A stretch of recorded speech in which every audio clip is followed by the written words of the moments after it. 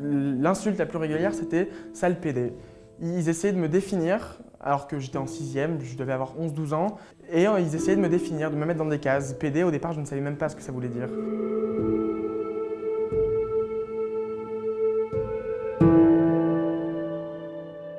C'est venu progressivement, ça a commencé avec des insultes, banales malheureusement, PD, connard. Après, il y a eu les coups, et pendant toute cette période-là, je l'ai gardé pour moi, parce que je ne comprenais pas vraiment ce qui se passait. Dans ma classe, il y avait une fille qui s'était fait harceler par le passé, et elle est arrivée super renfermée et pas du tout ouverte au dialogue.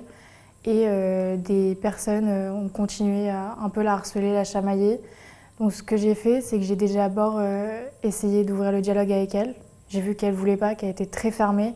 Donc j'ai directement allé parler aux personnes qui l'embêtaient. Je leur ai dit que arrêtez de mal lui parler, arrêtez de la mettre de côté, ne la calculez pas, restez avec vos amis et laissez-la tranquille parce qu'elle n'a rien demandé. Et elle est comme nous, enfin, elle n'est pas différente. Il y en est venu un stade où un jour à la piscine, j'ai subi une agression sexuelle et j'ai décidé d'en parler à mon père et on est allé porter plainte. Je me rappelle, c'était un samedi matin. Ça s'est pas arrêté, mais je suis parti l'année d'après dans un autre collège.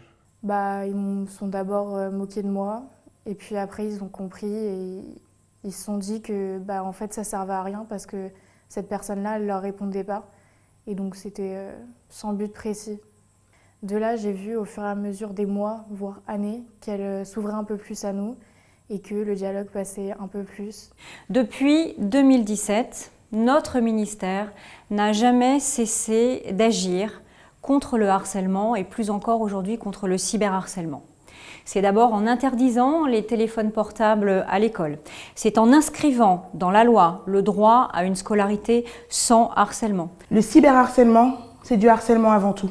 Et malheureusement, les drames qui ont frappé les petites Alisha et Dina ne font que nous le rappeler. C'est pourquoi nous devons toutes et tous nous mobiliser contre le cyberharcèlement, avec les plateformes avant tout, qui ne doivent plus détourner le regard. C'est pourquoi nous avons voté des dispositions qui leur demandent d'avoir plus de modérateurs, plus de moyens pour la protection de toutes et tous sur les réseaux sociaux. Aujourd'hui, nous déployons le premier programme français de sensibilisation, de prévention au harcèlement. C'est le programme phare. Expérimenté d'abord dans quelques académies, il est aujourd'hui généralisé et il sera rendu obligatoire l'année prochaine. Alors comment ? Eh bien, les équipes s'engagent, elles signent une charte, elles bâtissent un projet, un process de lutte contre le harcèlement, elles forment, elles sensibilisent et puis elles préviennent. Tout cela fait partie de notre action pour lutter contre ce fléau et surtout faire en sorte qu'Internet soit un lieu de protection et de bonheur pour tout le monde. Si vous êtes victime de harcèlement, si vous êtes témoin d'actions, d'actes de harcèlement, n'hésitez pas, parlez, agissez. C'est extrêmement important parce que le harcèlement peut être pernicieux. Il angoisse, il fait peur, il fait perdre confiance et parfois, il conduit au pire.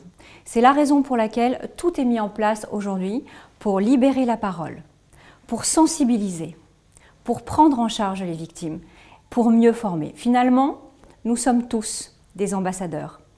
Tous ensemble, nous pouvons lutter efficacement contre le harcèlement.